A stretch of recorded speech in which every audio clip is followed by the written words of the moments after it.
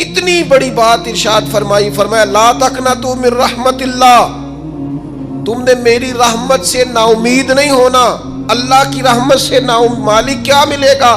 فرمایا ان اللہ یغفر الذنوب جمیعا، اللہ سارے گناہ معاف فرما دے گا۔ تو جن لوگوں کو اللہ کی رحمت پر نبی کریم علیہ السلام تشریف فرما ہے، امام غزالی نے لکھا ایک بدو آ گیا، دیہاتی سادہ آدمی، سادے بندے بھی سادے ہوتے ہیں، ان کا بھی اپنا طرز زندگی ہوتا ہے۔ تو بدو آ گیا، سادہ آدمی تھا، آتے ہی السلام علیکم لے کے نا تو کوئی بات ہی نہیں کی، سیدھا سیدھا ہی کہتا یا رسول اللہ صلی اللہ علیہ وسلم یہ بتائیں قیامت کے دن حساب کس نے لینا ہے؟ حضور فرمانے لگے بھائی یہ تو بڑی صاف سی اور مختصر سی اور سادہ سی بات ہے، حساب تو اللہ تعالیٰ نے لینا ہے۔ اب اس نے جو لفظ کہے اللہ کے حبیب کی آنکھوں میں آنسو آ گئے، کہنے لگے اگر اللہ نے حساب لینا ہے پھر انشاءاللہ کرم ہی ہوگا۔ تو حضور فرمانے لگے تمہیں یہ امید کس طرح ہے؟ تو عرض کرنے لگے یا رسول اللہ کریم جب غالب آتا ہے تو معاف ہی کرتا ہے۔ جب کریم کا غلبہ ہوتا ہے نا، کریم بندہ جب کسی پہ قبضہ کر لے تو پھر معاف کرتا ہے، تو اللہ تو سب سے بڑا مہربان ہے۔ وہ بات کی اور اگلا جملہ ہی کوئی نہیں کہا، وہ چلے گئے۔ تو حضور علیہ السلام نے اب اس بات پر رزلٹ دیا، فرمانے لگے کریم محبوب بندہ سادہ تھا، بات بہت بڑی کر گیا ہے، بڑی بات کر گیا، سادہ آدمی۔ میرے عزیز، اللہ کی رحمت پر جن لوگوں کو امید ہو، انہیں موت سے ڈر اور پھر جن کو محبوب کی ملاقات کا شوق ہو نا،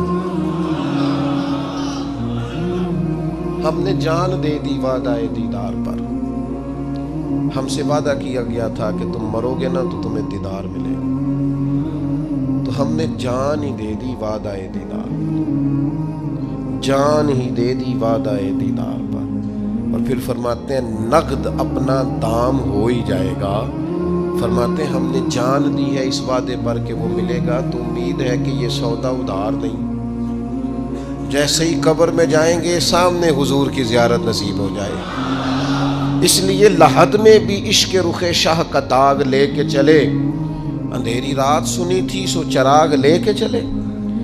یہ حدیث آپ نے بھولنی نہیں، یہ تنہائیوں میں یاد رکھنے کی روایت ہے، یہ تنہائیوں میں پڑھنے کی روایت ہے۔ یہ اپنے ذوق کو تازہ، جو لوگ کہتے ہیں نا وجد سرور کیف میں جانا چاہتا ہوں، وہ مشکات شریف کی اس حدیث کو دیکھے۔ اللہ کے حبیب علیہ السلام نے فرمایا لوگوں میں تمہیں بتاؤں قیامت کے دن اللہ تعالیٰ بندوں سے پہلا سوال کیا فرمائیں گے اور بندے اس کا جواب کیا دیں گے؟ یا رسول اللہ کرم فرمائیے، بتائیے۔ تو کریم فرمانے لگے اللہ تعالیٰ قیامت کے دن بندوں سے سب سے پہلا سوال، اگرچہ بعض اور احادیث میں اور سوالات بھی آئے ہیں قیامت میں جو سب سے پہلے ہوں گے، لیکن اس حدیث میں یہ والا سوال حضور نے بیان فرمایا۔ حضور فرمانے لگے اللہ قیامت کے دن اپنے بندوں سے سب سے پہلا سوال یہ فرمائے گا کیا تم میری ملاقات کو پسند کرتے تھے؟ اوئے ہوئے ہوئے، کیا تمہارا ملنے کو جی چاہتا تھا؟ کبھی اے حقیقت منتظر نظر آ نہ لباس مجاز۔ اقبال کہتے ہیں تیرے کرم اتنے ہیں دل کرتا ہے تجھے دیکھیں، کبھی کبھی اے حقیقت منتظر نظر آ نہ لباس مجاز میں، لاکھوں سجدے تڑپ رہے ہیں میری جبین نیاز میں، تمہارا دل کرتا تھا مجھ سے ملنے کو؟ حضور فرماتے بندے عرض کریں گے مالک بڑا دل کرتا تھا۔ تو پھر اللہ فرمائیں گے یہ گفتگو کی معنویت تو دیکھو یار، اس کا حسن تو دیکھو۔ اللہ پھر پوچھیں گے کیوں دل کرتا تھا تمہارا؟ دل کرتا تھا تو کیوں کرتا تھا؟ عرض کریں گے مالک اس لیے کہ ہمیں امید تھی کہ تو معاف بھی کر دے گا، رحمت بھی فرمائے گا، اس معافی کی امید پر دل کرتا تھا تو ملے۔ حضور فرماتے ہیں پھر رب فرمائے گا مجھ پر واجب ہے، میں نے اپنے کرم سے واجب کر لیا ہے کہ آج تمہیں جنت عطا کروں گا۔ یہ جو ملاقات ہے نا، ملاقات کہ وہ ملیں گے، ان سے ملاقات ہو۔ عمر بیت گئی نا نام جپتے، عمر بیت گئی نا تذکرہ کرتے، ہم سے بھی لوگ پوچھتے ہیں کیا کمائی کی، کیا زندگی میں حاصل کیا، تو ہم کہتے ہیں شرق سے غرب تک ملک کے ایک کونے سے لے کر دوسرے کونے تک مدینے والے کی بات کی، حضور کا ذکر کیا ہے۔ نبی پاک کے اور میں اپنی حیاتی تو قربان تھی وہاں ساری محمد محمد پکیندے گزر گئی ساری۔ یہ اعزاز ہے، یہ کرم ہے۔ اب کیا ہوتا ہے، گناہگار لوگ اتنا بڑا دعویٰ تو نہیں کر سکتے، لیکن دل تو چاہتا ہے نا کہ چلو جس کا نام لیا ہے اس کی کبھی زیارت بھی ہو، کبھی ملاقات بھی ہو، کبھی نظر کرم بھی ہو۔ کسی نے اپنے محبوب سے کہا تھا کہ ذرا ایک نظر مجھ پہ بھی کیجئے، تو قریب بیٹھے ایک شخص نے کہا یار تو نے بڑا دعویٰ کیا ہے، جو محبوب ہوتے ہیں ان کو تکلیف نہیں دی جاتی، تو کہتا ہے پورا چہرہ ہی تیری طرف پھیرے۔ تو پھر اس نے اس درویش سے پوچھا کہ میں بھلا پھر کیا کروں، میرا دل تو میرا بھی کرتا ہے نا۔ چلو یہ تو آپ کی بات ٹھیک ہے کہ اب میں محبوب سے کہوں کہ اتنی تکلیف کرے کہ میری طرف پورا رخ پھیرے تو ٹھیک نہیں، تو پھر بتائیں میں کیا کروں؟ تو اس نے کہا ان راہوں میں کھڑا ہو جا جن راہوں کی طرف وہ کریم دیکھتا ہے۔ چلو اسی با کردار کو دیکھتے دیکھتے بیچ میں تیرے اوپر بھی نظر، مجھ پہ محشر میں نصیر ان کی نظر پڑ ہی گئی، مجھ پہ محشر میں نصیر ان کی نظر۔ اوئے ہوئے، اللہ کرے آپ کو بھی وہ لطف آئے جو مجھے آ رہا۔ کہتے مجھ پہ محشر میں نصیر ان کی نظر۔ یہ انتہائی عاجزی ہے کہنے والے کی۔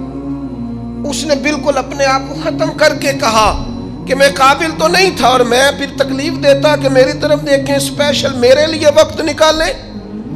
پر کرم یہ ہوا کہ مجھ پہ محشر میں نصیر ان کی نظر پڑ ہی گئی۔ کہنے والے اسے کہتے ہیں خدا کا کرنا، کہنے والے اسے کہتے ہیں خدا کا کرنا۔ اللہ نے کیا کہ نظر مجھ پر پڑ ہی گئی، اور جب پھر پڑ گئی تو تیری ایک نظر کا کمال ہے اور میری زندگی کا سوال ہے۔ بس جب پڑ گئی تو سو پھر پڑ گئی۔ موت سے وہ بندہ کبھی نہیں ڈرتا جسے ملاقات کا شوق ہو۔ ملنا چاہے داتا علی اجویری سے اور موت سے ڈرے، ملنا چاہے حضرت غوث پاک جیلانی سے اور پھر موت سے ڈرے۔ زندگی گزری ہو علی علی کرتے پھر موت سے ڈرے۔ عمر بھر سیدنا عثمان غنی کی سخاوت کی بات کی ہو اور پھر جنت میں جا کے ان سے ملنے کا شوق پیدا نہ کرے۔ ساری زندگی سیدنا فاروق کا عدل بیان کیا ہو، ساری زندگی ان کے انصاف کا تذکرہ کیا ہو، پوری امت کو بتایا ہو کہ اگر جینا چاہتے ہو تو عمر کے رستوں پر چلو، اور پھر یہ موت سے ڈرے اور مر کے جناب فاروق اعظم کی زیارت کو پسند نہ کرے۔ جسے صدیق کی وفائیں یاد ہو، جنہیں جناب ابو بکر صدیق کا عشق یاد ہو، وہ پھر ان کی زیارت نہ کرنا چاہے اور ساری عمر حضور کی نعت پڑھی ہو۔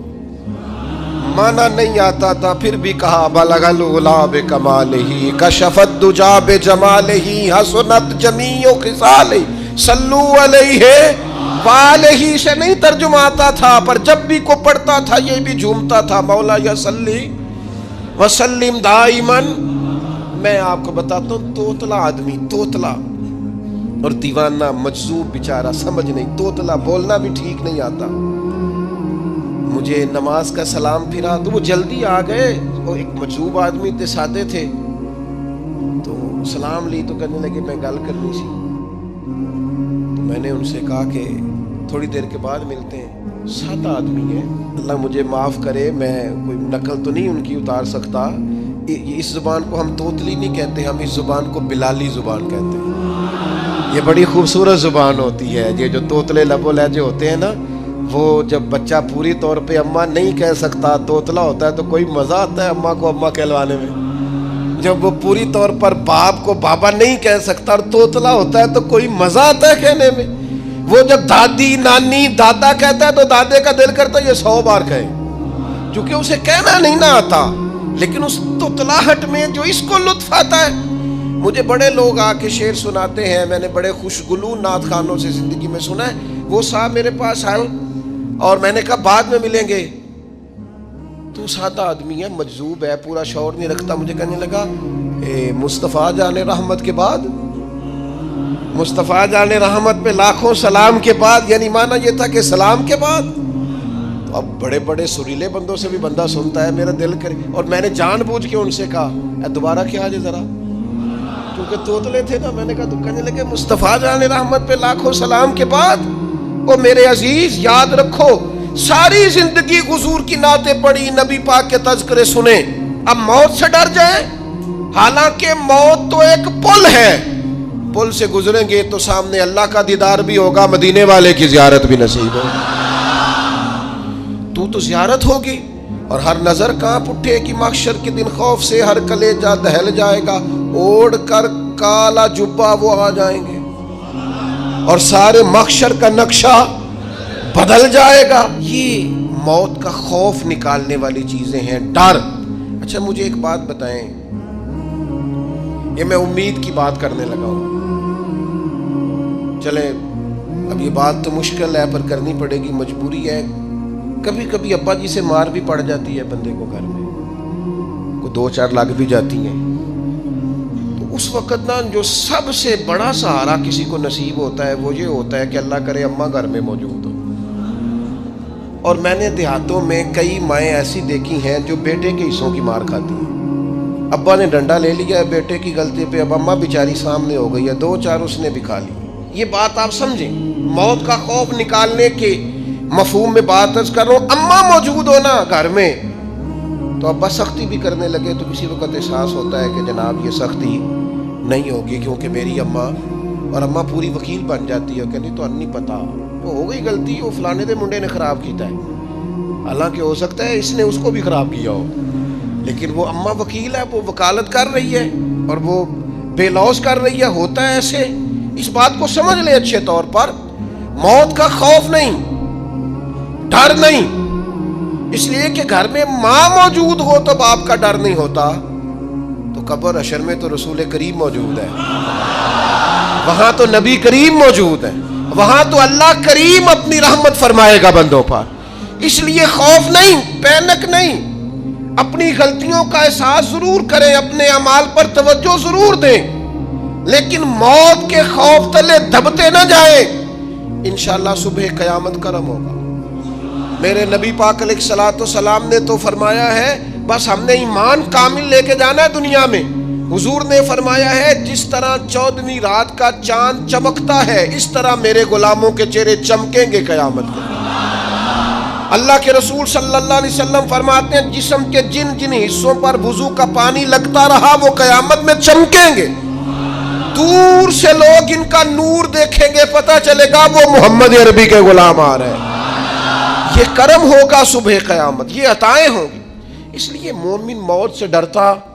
سیدنا بلال حبشی رضی اللہ تعالیٰ عنہ، آخری وقت ہے، نزع کا عالم طاری ہے، اور یہ گفتگو دیکھیں غلاموں کی، آپ کی اہلیہ رو پڑی، کہنے لگی ہائے ہائے افسوس۔ حضرت بلال فرمانے لگے کیا ہوا؟ کہنے لگی افسوس ہے کہ آپ دنیا سے جا رہے ہیں۔ تو حضرت بلال نے مضمون ہی بدل دیا، سوچ کا زاویہ ہی بدل دیا، فرمانے لگے یہ افسوس کا مقام نہیں، یہ تو خوشی کا مقام ہے، اس لیے کہ میری آج آنکھیں بند ہوں گی، قبر میں کھلیں گی، مدینے والے محبوب سے بھی ملوں گا، حضور کے غلاموں سے بھی ملوں گا صلی اللہ تعالی علیہ وسلم۔ تو موت تو مقام مسرت ہے، اور اگر یہ مل جائے زندگی میں، ایک بدو ایمان لے آئے، ابن ماجہ میں موجود ہے، حضرت ابو ہریرہ رضی اللہ تعالیٰ عنہ حدیث کے راوی ہیں، فرماتے ہیں ایک بدو ایمان لائے اور انہوں نے حضور علیہ السلام کے ساتھ ہجرت بھی کی، ابن ماجہ میں موجود ہے۔ تو نبی پاک علیہ السلام نے نا انہیں ایک صحابی کے ساتھ کر دیا، وہ ان کے کام کاج میں مصروف ہو گئے ان کے ساتھ۔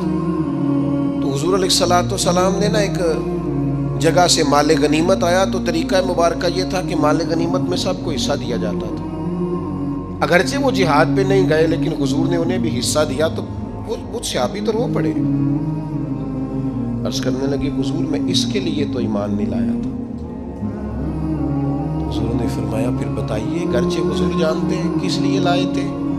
عرض کی حضور میں تو اس لیے ایمان لایا تھا کہ میں رب کی راہ میں لڑوں گا اور میں اپنی جان پیش کروں گا، میں شہادت کے لیے ایمان لایا تھا، مجھے یہ مال دولت نہیں چاہیے۔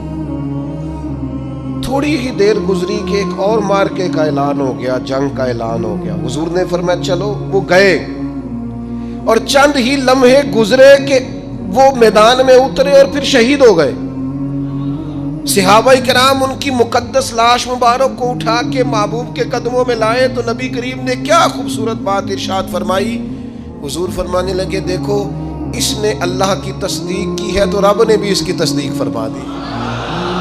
اور پھر یہ دو جملے محبوب کہتے کہتے اٹھے اور پھر حضور نے اپنا جبہ مبارک اتارا اور اتار کے فرمایا اس بندے کو نہ اس جبے میں کفن دے دو, اس میں اسے کفن دو, اس لیے کہ تو شہادت کے لیے ایمان لایا, موت کی آنکھوں میں آنکھیں ڈال کے جیا, اپنی زندگی کمزور نہ گزاری. مسلمانوں پہ کافر کا رعب طاری ہو گیا ہے.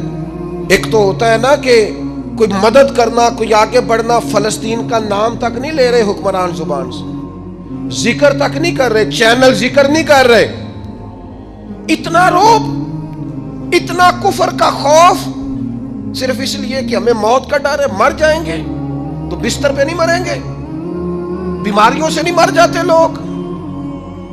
خدا کے بندو اپنی زندگی میں اتنا خوف اگر موت کا پیدا کر لو گے. حضرت سعید ابن جبیر رضی اللہ تعالیٰ عنہ بہت بڑے فقیہ تھے. حجاج بن یوسف نے بلایا اور کہنے لگا میں تمہیں موت دینے لگا ہوں, مار دوں گا تمہیں.